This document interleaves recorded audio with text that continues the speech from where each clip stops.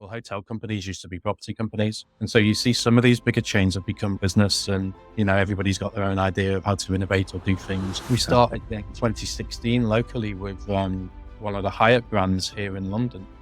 And after 6 months, they'd had 20 times their money back. One piece of advice to a lot of founders and entrepreneurs who might just be starting out is don't be shy about what your values are and your motivations and what you're trying to do, Right.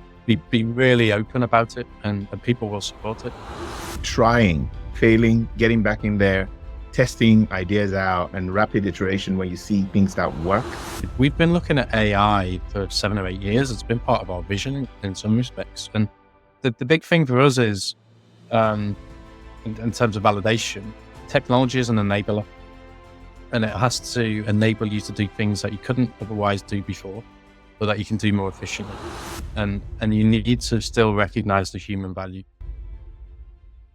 Welcome back to another episode of Ready Next. This is going to be an absolutely exciting one as we dive into the world of hospitality, events, and property in general, and how technology impacts all of that as we discuss some of the trends and innovation happening in those industries.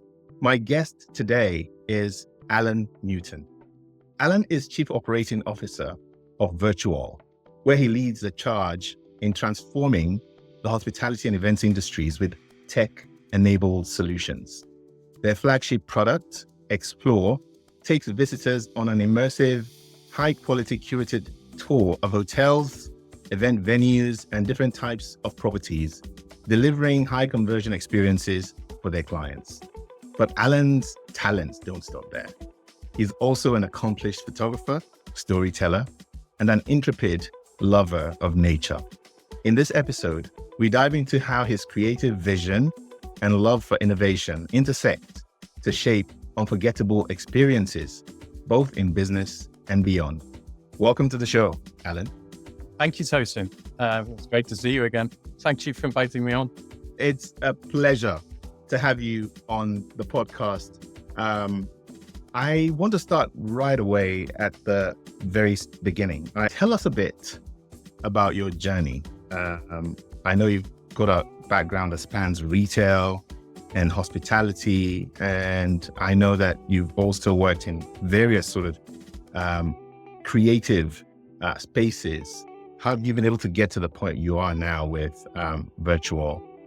Where did it all begin? So when I was a kid, I grew up in Liverpool, typical working class family, no money, and my parents still don't. And that's been, as the eldest of 3 boys, one of my drivers is to try and change the narrative and sort of like make enough money to look after the family.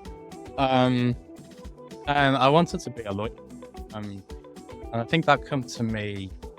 It's quite interesting when you try and figure out like why certain things come to you. I always hated injustice.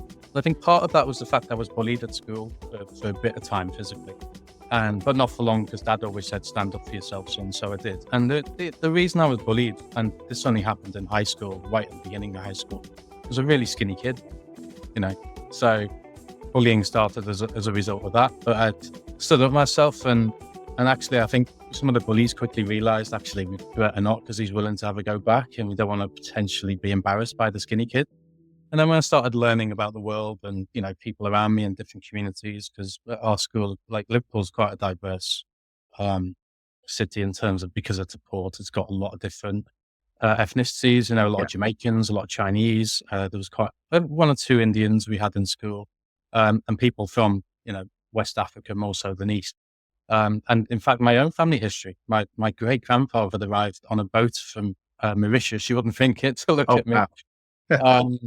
It was around in the late 1800s, and then met a local woman, and I don't know enough about the story. I'm fascinated by it, but would have been a mixed race relationship at that time. When you think of like how bad things have been in our lifetime, I can't even imagine what he went through. So really quite interesting. And so some of these stories sort of coming out of the family and just seeing injustices sort of, I guess, triggered something in me. I just hated it. And I thought, well, maybe a path in law would suit me. And so I went and studied that. And when I come out the other end, I thought, I'm going to be bored with this. My my mind and my curiosity and my desire for sort of freedom is I'm just going to be bored. I want to do too many different things. And I'd always wanted to be an entrepreneur or have my own business. My dad had done it at some of his, at some stages in his life. But I never knew what I wanted to be.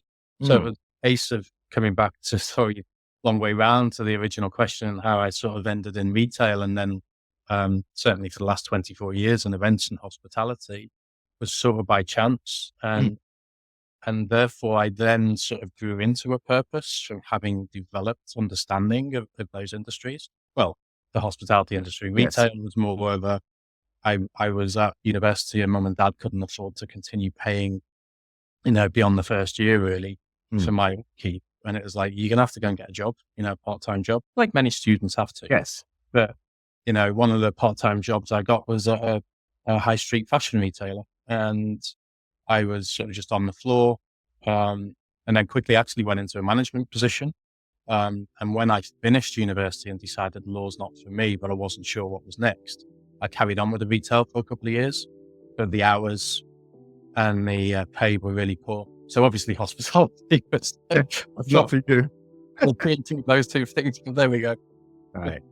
No, that's an amazing kaleidoscope of your background, and you actually covered a lot of themes there in that piece. I heard the point you make about bullying, and I noticed that you made a fine point of it, because you linked it to why you wanted to do law, because you hated injustice. And I think that sometimes what we're trying to do as a career goes beyond being a career. It becomes more a personal mission. You have a sense of justice. You have a sense of, being fair to others. That's perhaps how it decides to manifest, as opposed to going into a career and working it out as a corporate lawyer or, whatever type of law it could have been. But I also heard you talk a little bit about your heritage, and I was quite fascinated by that, because obviously Mauritius is an African country. I joke about it, but I think we are now in a multicultural world where we need to realize that each and every one of us, we come from a tapestry of cultures, and tapestry. Yeah. And it is a rich tapestry, isn't it? When we actually start to look back at our cultural heritage and our DNA, which I've done, it's fascinating. I mean, by DNA, I literally am a Mongol. Like the family history, I think the only parts of the world my family history haven't touched are Australia and Mongolia. Wow. And Mongolia is quite surprising given how prolific one was, So yeah. I know what you mean. And I think that's the story. And, I like that you open with that. The candor that you speak with, talking about, 1970s and 80s Liverpool and the diversity that existed then. It was an uncomfortable diversity. But I think, we're starting to see where that is taking all of us in terms of, when I look at the UK now, it's quite a diverse country. And the question still remains, are we still that uncomfortable in the diversity, or are we starting to feel our way and actually start to understand that each culture brings something to the table? I love how you said it, that, it's a very rich, diversity. And that is so, so true. Have you found that, in your entrepreneurial journey, have you found diversity to be an asset?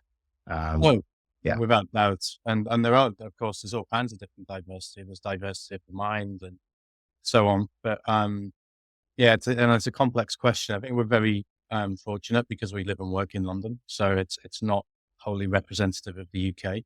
And I think some of the recent unfortunate events up and down the country sort of demonstrated that sometimes when you scratch away at the surface, some of it's still there. There's the lack of education, for want of a better word, or the lack of exposure, and the fact that people have been, and I will say brainwashed, because I think that's the right term, through systems, through education, through different elements of society and their parents or whatever Yeah. they've been exposed to as children, because children don't grow up that way. Um, I, I think it's a lot better here than it is in America, for example, than what you see here in America. But there's still an awful lot to do around the world. And I do count myself as fortunate that I live in such a multicultural city such as London. Um, and I'm working in such a multicultural, rich industry like hospitality, where people literally are from all over the world, and the opportunities to move jobs and travel and work somewhere else, particularly if you're within a hotel chain or something like that, are immense. But even as an event planner working for a big corporate or an agency, you get to travel around the world, work Yeah. with different cultures and people, and learn. So I think that's something that made me stay in hospitality, actually, because I joked about it, but it's not well known for being the best paid industry, or having the best hours. And that actually does create some of the problems that we're hoping to solve as well, actually. I think that's brilliant. Alan, I hear you, and I hear the sort of spirit in which you move through the world and do your work. And that kind of takes me to my next question about what inspired your current company, Virtuall. How did you navigate the early years of, you know, starting the business, and how's it going? Working through the growth of the business. Yeah, good question. I mean, I can't believe it still. We're actually 10 years old this year. Wow. Congratulations. Yeah, thank you. Which it's amazing how you look at, you think, where did those 10 years go? And the beginning was, to be honest, I was made redundant from a really senior position. And if that hadn't have happened, I'd always wanted my own business, but I probably wouldn't have started, because actually leaving a high paid job to go and like basically not get paid for the 2 years and have to completely adjust the lifestyle that I'd become accustomed to. But we always knew that we had to be patient with the business, because we also knew that innovation that I'd seen in the hospitality industry, it's actually one of the laggard industries. So we've actually got two products, and, Right. and the one you talked about is the one that actually evolved later, Hmm. and is really all about the future vision. But the first product is called eventpedia.com, which is Right. essentially a search engine for event planners to find venues. And, a lot of that was very manual, which is very relevant to sort of how the industry quite often operates. People still use spreadsheets in some manners in terms of like managing diaries. But if Yes.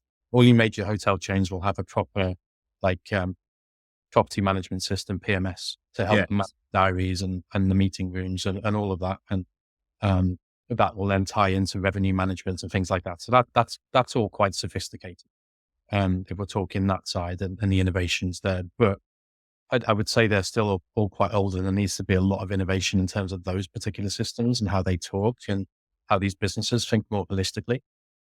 There used to be these big, like literally huge books. So when Yes. I started event planning, when I was with an agency, and I Yeah. sort of into that, they literally said, right, you need to find the venue in London, and it needs to be for 200 people in a particular setup. And they need this, this, this. This is their budget. Go and find it. And I was like, where do I start? And they went, right, there's some books over there.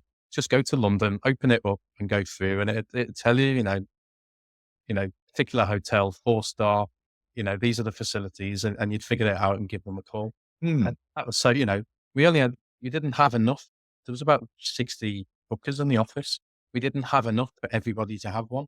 Oh, wow. So, people would be going back and forth. We'd have to build your own knowledge and expertise. And then slowly but surely technology would come in and you'd be able to search on an internal system, or the internet was getting better, but a lot of hotel websites were poor in those Yeah. days.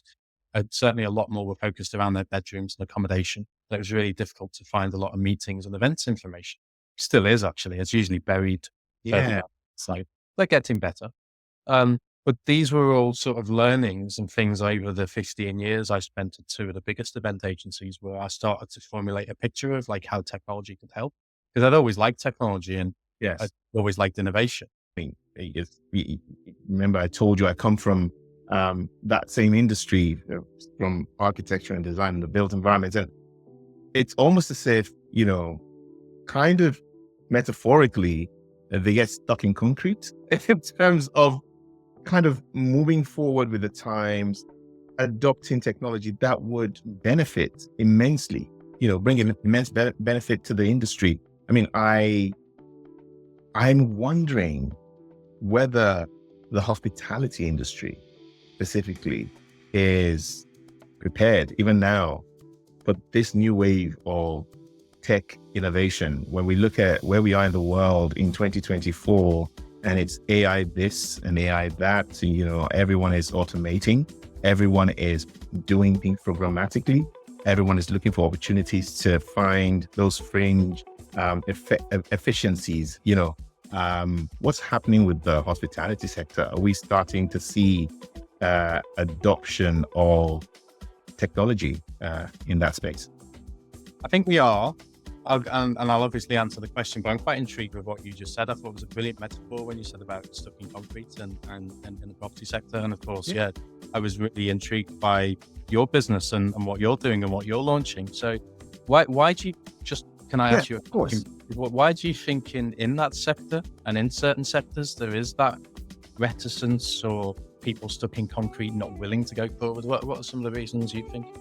I think it's interesting. What I've noticed is, two things stand out for me. The first is that for an industry that really relies heavily on, especially on the sort of the construction side, they rely heavily on manpower, and certainly even on the servicing side. So you're in the hospitality space, you rely on people. Like in that space, it's about service.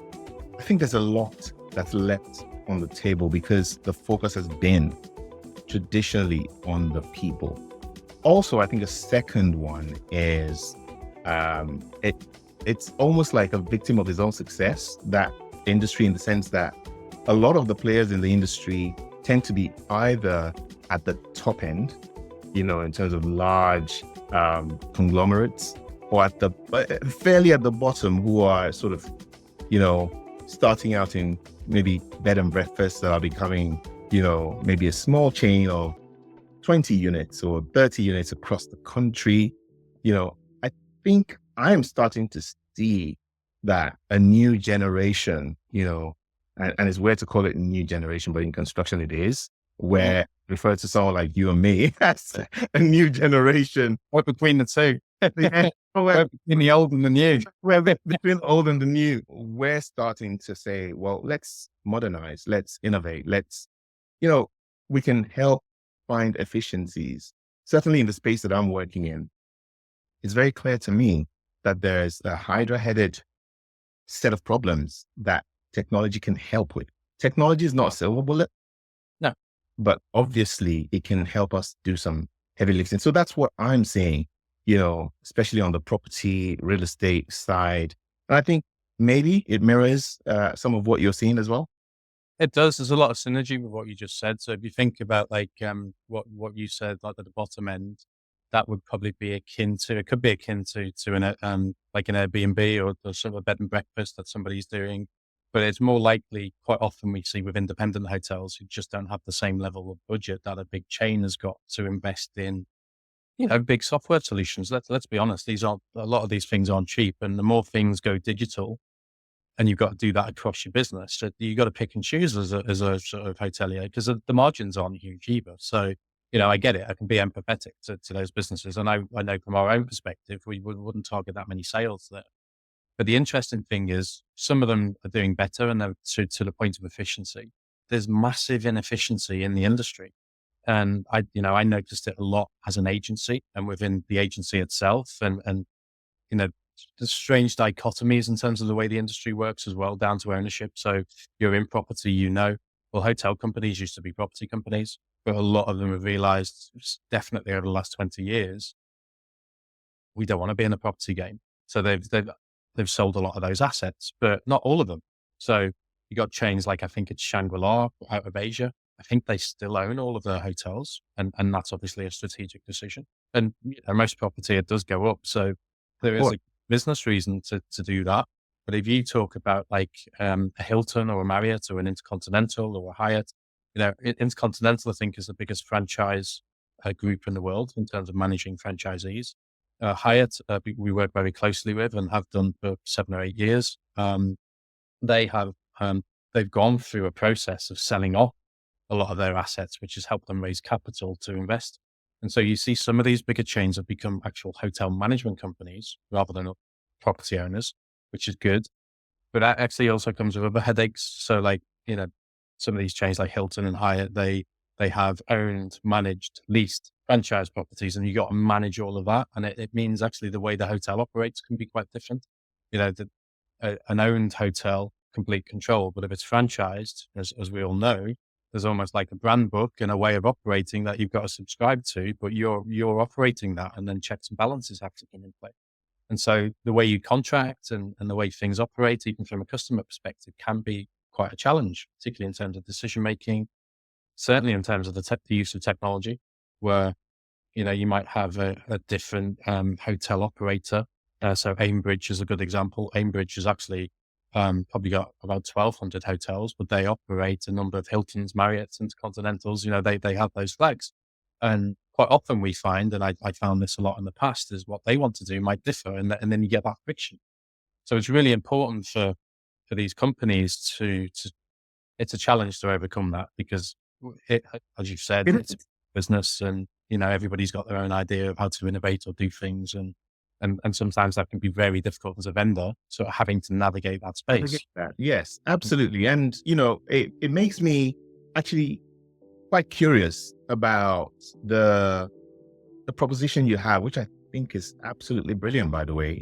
Actually, The explore products that I saw, and the video teaser that you shared with me kind of showed a very polished solution that I'm sure the likes of Shangri-La, Hyatt, and Marriott, even in their matrixed sort of systems, will absolutely appreciate.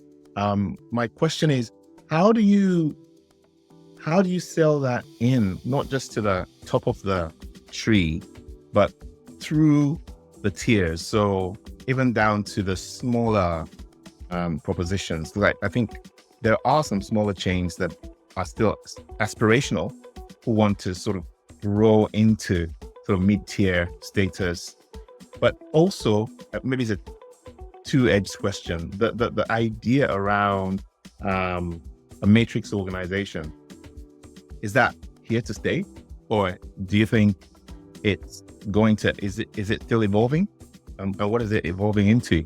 I get the Marriotts and the Hyatts and the Hiltons, who are essentially badge or flag carriers now, and they're just branding, hotel chains. But is that here to stay? I think in terms of the largest, yes, because I think they own that much property, because we're talking about like Marriott, 12,500 plus hotels globally. And when you look at the pipeline and their ambitions for continued growth,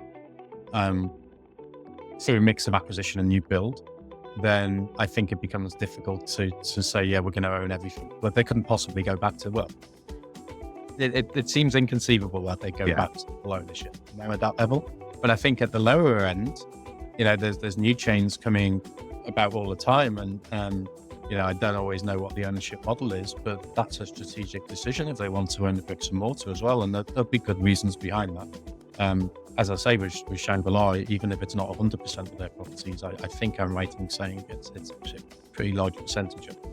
I mean, like right at the beginning, because we were both Toby and I were from the industry, so Toby had actually been venue side and I was agency side, so it was that we had that nice mix of both sides of the market to compare notes and bring that knowledge together and really understand a lot of the problems. I know it's important to say, even if you've been in the industry for a long time and think you understand the problems, never assume. You should always still go out and validate before you build a product. Absolutely. And we might come back to that depending on what other questions you have. But we've learned an awful lot about that actually since. But yeah, the way we sold in the beginning was we sort of a bit old school. I mean, neither of us had a sales background, but I actually had this perception of salespeople from all of the experience that I'd had, because I'd been a professional buyer, basically. I'd been in procurement roles as well as operations, commercial roles, where I was used to you sort of, I guess, quite brash salespeople, gift of the gab, and would sell ice to the Eskimos or Inuits, whichever term we should use. that old phrase. And because of the pandemic, we weren't able to go and do what we've been doing, which was knocking on doors. So we started by knocking on doors here in London, going in, meeting with the directors of sales of the hotels, having a show round, talking to them about their problems and listening.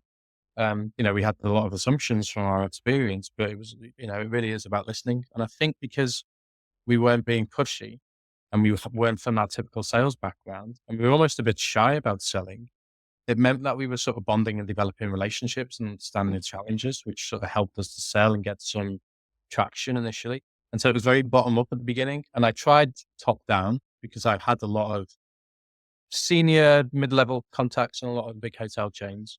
And I did approach a number of them and say, look, this is what we've set up. This is the business. And a few of them said very nicely, Alan, always liked you and trust you. And we've had a good relationship, but this is a brand new thing and this is technology. So we need to see it proven before we sort of make like group level changes. And that's completely fair, completely fair. So the direction was go to some of our individual hotels. If we can sell it into them and build some case studies, then we can go from there. And that's really how it happened, particularly with our biggest client. We started in 2016 locally with one of the Hyatt brands here in London. And after 6 months, they'd had 20 times their money back. And the big thing that they said to me, which from a sustainability angle was just like beautiful to hear, because sustainability and impact were like really big for us as well, but we didn't really push a lot of it in the early days. We didn't talk, we were a bit embarrassed to talk about it. We shy away from some of these things that might be like big trends because we think, don't want to jump on the bandwagon. We don't want it to come across in that way. Yes. Latterly, when we rebranded and we had an agency sort of going through our values and everything, they were like, you should absolutely be talking about that. It's ingrained in your values from the beginning and like, it's what your product does. Your DNA. It's a part. And we're like, oh yeah. So actually one piece of advice to a lot of founders and entrepreneurs who might just be starting out is don't be shy about what your values are and your motivations and what you're trying to do, right. Be really open about it and people will support it. But sorry, back to that client, what they said to me is, Alan, we've had like 2 clients that have booked an event with us from overseas and they haven't jumped on a plane to come and see us and site inspect the property. And I was like, yeah, great. That's what the product's supposed to do. And they're like, no, you don't understand. That's never happened before. That doesn't happen. Well, if they're a new client to us, they have to come and see us before they make such a big decision. What is very clear to me is how you have opened yourself up to sort of a plethora of influences just to understand how to position your brand, your that's which was what you were saying. And what I took from that is, and I'm going to circle back to the product validation question, is that, some of these gems that you have learned in business, they came from, trying, failing, getting back in there, testing ideas out and rapid iteration when you see things that work. I mean, I love the story about getting into selling onto a customer that then comes back and says, listen, we are making sales off the back of your product and people aren't having to jump on planes. And then it takes me to where we are today with AI, and the whole narrative about, before it used to be, software is eating the world. Now I'm actually even worried that those who are making software are going to be playing second fiddle to this co-pilots, this, AIs and LLMs. How is that impacting the hospitality industry? Are you looking at this trend closely, or do you think it's a bit of hot air? I don't think it's hot air. I think like any nascent technology, I think this one's different. This is going to be a major revolution in terms of how we work. It's already evident, So this is a major one. The internet was obviously one in our lifetime, but this is the next major one. I see. And we have to be very careful as humanity. So we can sort of come back to that. But we've been looking at AI for 7 or 8 years. It's been part of our vision in some respects. And the big thing for us is, in terms of validation, technology is an enabler. And it has to enable you to do things that you couldn't otherwise do before, or that you can do more efficiently. and you need to still recognize the human value. And we've been, we even did some stuff with Microsoft, some testing with Microsoft 6 or 7 years ago, because we were a partner back at that time, and the technology just wasn't where it needed to be. Yeah. So we were working directly with their engineers and that on some of our products, and we were looking to build a feature that had AI at its core to do things that just couldn't be done, and the technology just wasn't there. Whereas now things are completely different with the LLMs and various other aspects of how AI is developing at quite a rapid pace. So we're looking now, and it has informed our future vision. So if we talk about the Explore product, and we're looking much more than hospitality. I spoke to you about real estate and education and other areas, and you quite rightly mentioned destinations. This is massive in terms of storytelling, but to get the level of storytelling you need that represents a brand, because perception is everything. If your first touch point with a brand is online, it's got to look and feel good. And some of the, like if we just say video, some of the videos I see for some brands online, you sort of cringe a little bit because they're heavily pixelated, or just the way it's been filmed is very jerky. So you got to think, you got to think about that and not cut corners. But it happens, I understand people don't always have the budget, or maybe they don't have the understanding or the desire to go and fight for more budget because they might not realize actually just how negative an impact it can have. But in terms of AI, a lot of what we've done with our product is very manual process. When you talk video post-production, when you talk about overlaying graphics and editing stories to music, which then imparts and infuses part of the emotion and the storytelling, that all takes a huge amount of time. And so some of the barriers we found in terms of selling into hospitality are the time it takes to get the product into the customer's hands and the cost, because typically marketing budgets in hotels aren't that. Although we've been able to navigate around that in terms of how we sort of build things commercially and the commercial model, and they can come out of different pots. So like it can be a cost of sale, it could be marketing, it could be an innovation or tech budget, but that depends on the hotel and how bought into the solution they are. Part of what we're going out to investors now is saying, well, we've tested this as a manual process for 5 years across 3 continents with really big clients. The product works. We've got some incredible case studies in terms of how it drives, up to 20% more business in a year in 50% less time. They're like 2 of the big things. We've got a lot of case studies that talk about other things, but they're quite major ones. So how do we scale this and make it more of a no-brainer? That's one of the big opportunities, isn't it? Is that AI and all of the new automation that you get with, whether it's generative AI or using LLMs, gets you producing faster and gets you now thinking in the space more around B2C as opposed to just primarily B2B. I mean, I love what you said about, being careful with AI, and I'm going to circle right back to it. But I just wanted to underscore the point you make about the industry, your space needing a lot of, manpower, a lot of production, sort of infrastructure to get to a great, refined quality of the final product.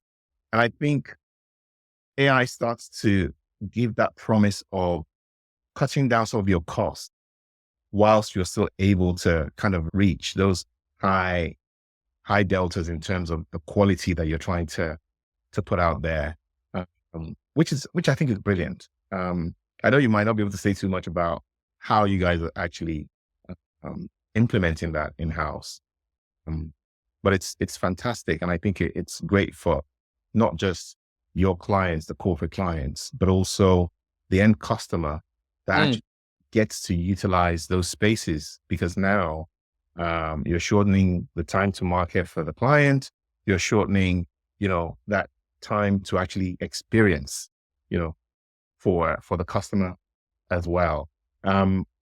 Which then, as I said, I wanted to circle back to AI and the safety of it all. Are we blindly opening ourselves? I mean, I feel like it's a little bit like opening the Pandora's box, because all of a sudden this thing, it talks back to you, it reasons, it does its own thing and brings results. Where are we headed? What's your own theory of the future? Yeah, I mean, humans have got a great capacity to sort of pull things back, but you're quite right in terms of Pandora's box.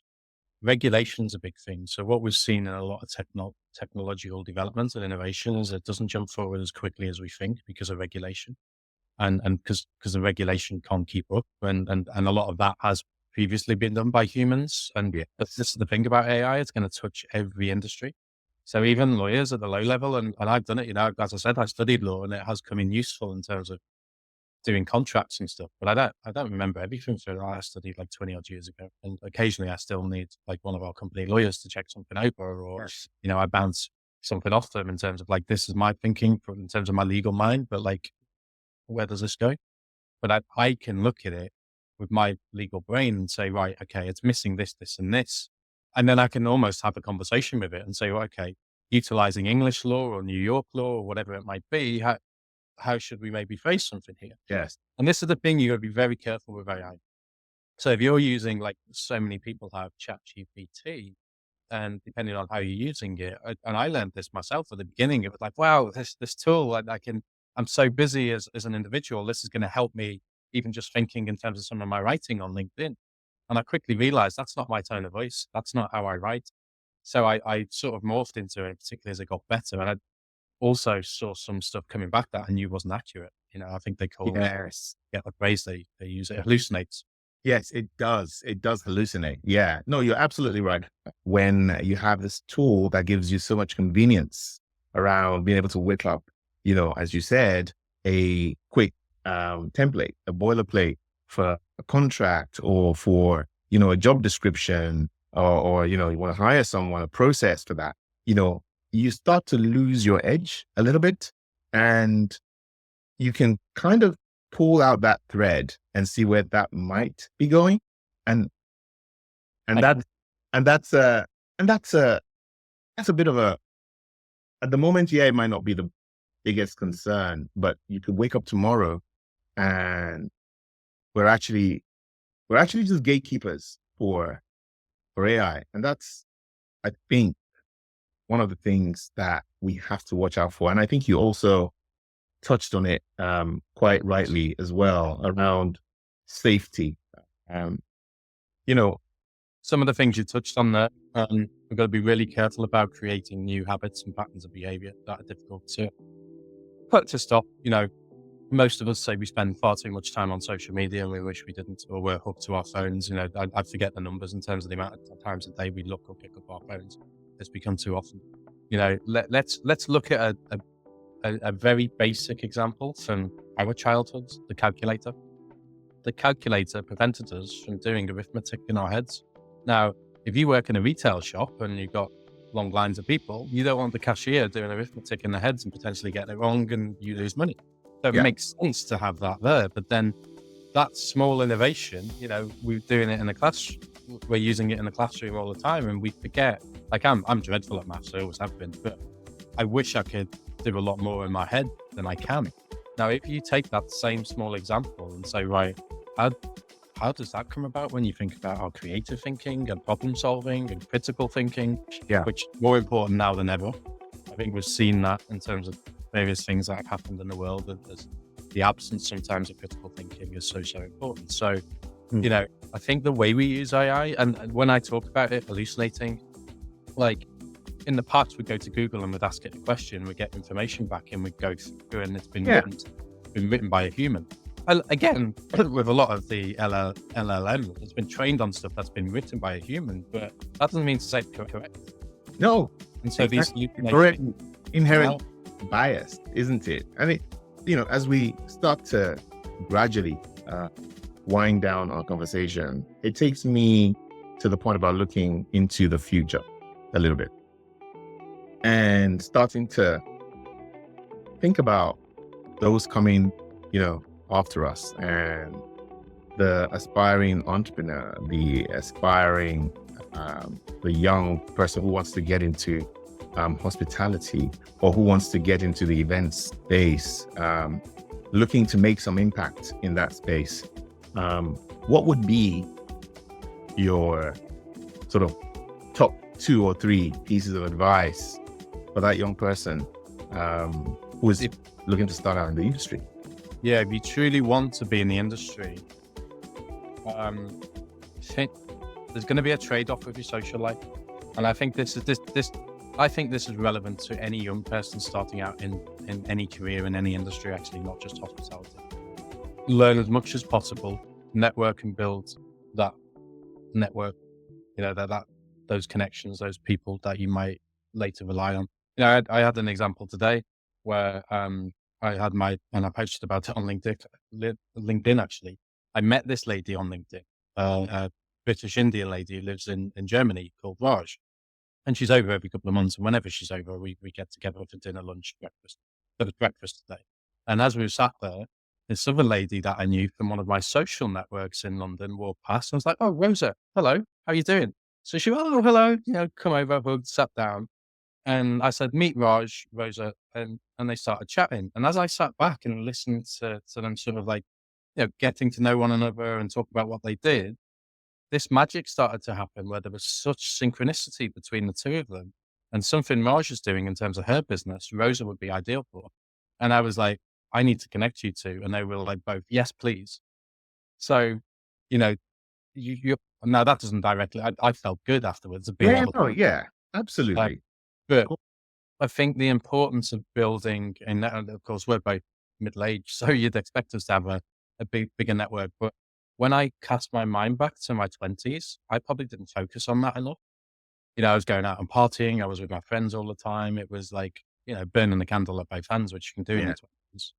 You can do it a little bit in your 30s, but um, so much in your 40s. Yeah. And that's so important. But the other thing is get involved in industry associations. I was really lucky that I did. And it wasn't necessarily by choice. It was because I had a boss where there was just us two in the department. So he was senior in the organization.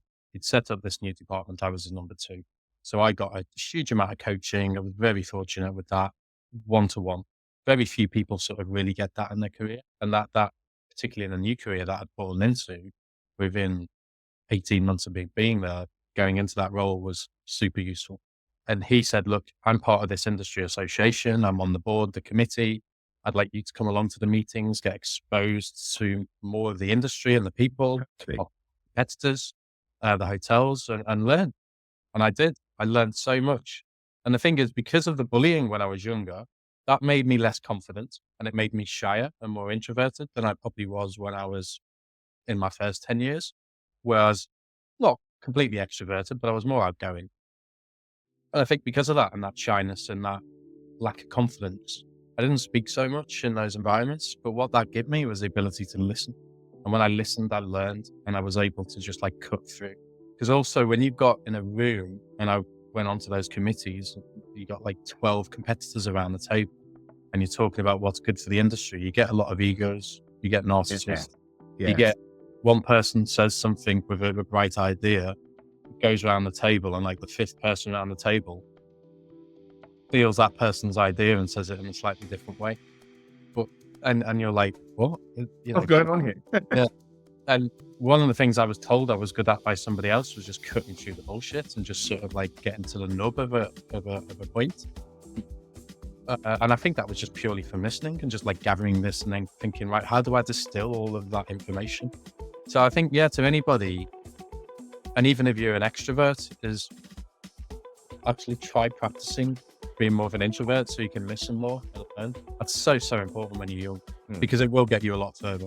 And actually what it did for me was really deeply and implicitly understand the problems in our industry, because I was hearing it from all the different sides. I understood the problems of the agency, I understood the problems of the hotels because I was listening to it. I mean, I had them in my office doing quarterly meetings every week with different hotel groups, because that was my role, was managing the supply chain and negotiating the commercial deals. So like, I really did deeply understand it. But that really helped then in terms of, right, I can now with confidence go and start a business because I know what the problems are. And that was the thing. When I go back to my childhood, I wanted to be an innovator, an entrepreneur, but I was like, what do I know, or what am I going to be passionate about? But that passion grew from just being in the industry and listening and wanting to solve problems. I hate inefficiency as well as injustice. So it's like, I'm dealing with this. It's amazing. And I think a fantastic set of thoughts there to start to wrap up this conversation. You kind of covered a lot of ground. And so for any young person aspiring to get into the event space, hospitality, or even just into the world of business or work or corporate life, the things you speak about, the fact that, you get ready to make trade-offs. Nothing comes easy.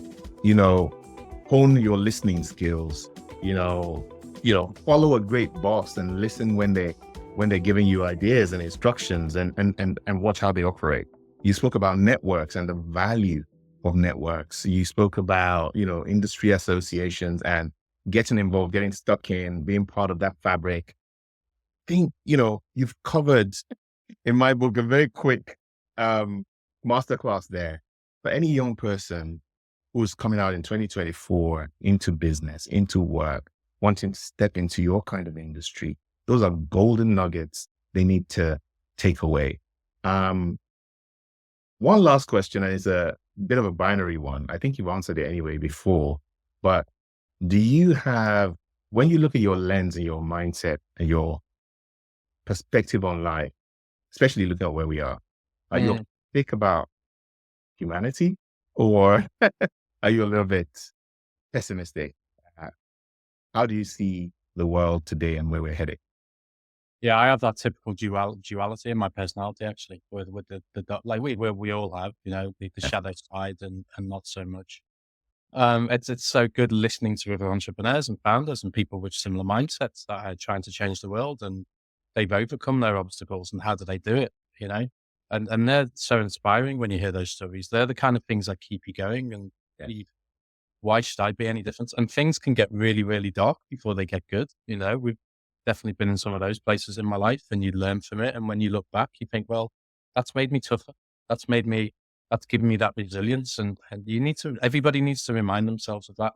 Everybody will have some sort of obstacle or difficult time in their life. Now, the scale of that will differ for all of us. And there's no point comparing to the next person, because we're all living our own lives. And some people do that. Like I've had, I was going through this hard time, and then somebody's playing a game of top jumps going, well, I've had it worse. That's not the point. That's not the point. You shouldn't do that. It's a case of being like listening and having empathy. So everybody has to overcome their own personal challenges. And looking back on that is really, really important, and doing that reflective work. But, things like meditation and breath work and sound healing and all these kind of things that I sort of, engage in and do, they really, really help with staying calm and balanced and dealing with stress and anxiety, which I've had. I had terrible anxiety during the pandemic, actually. I've never had it. And I was like, what is this? What's going on? Yeah. But, taking on different modalities that help with that. I used to be really religious as a kid. I'm sort of not so much organized religion now, but I'm very spiritual. And I think that gave me a lot of the values that I have and what I hold dear, and the way I think you should operate and the way you should interact and treat other people. They've always stayed with me. And I think that's a good thing about what I had from going to church so often. So I hope that's answered the question. No, it has, and more than has answered the question. I can tell you this as I bring the podcast to a close. We could continue talking forever, because you're that kind of special person. You're a blend of empathy and reality and realism. At the same time, you see from, both a kind lens and both a real world lens. Look, it's not all roses out there, but at the same time, the glass can be half full if you choose for it to be. So many nuggets from this conversation. You are such a kind, candid, compassionate, friendly person. Know that I will be inviting you back. But I think for the sake of, having to put the peg down at some point, we have to bring this to a close. But it's been an absolute delight having you on, Alan. And I'm sure we will continue our friendship. And I'm sure that the audience will take a lot away from this conversation. Thank you so much. Thank you. Thank you. Thank you for the kind words, and thank you to anybody listening. My pleasure. And to our listeners, until next time, stay tuned to Ready Next.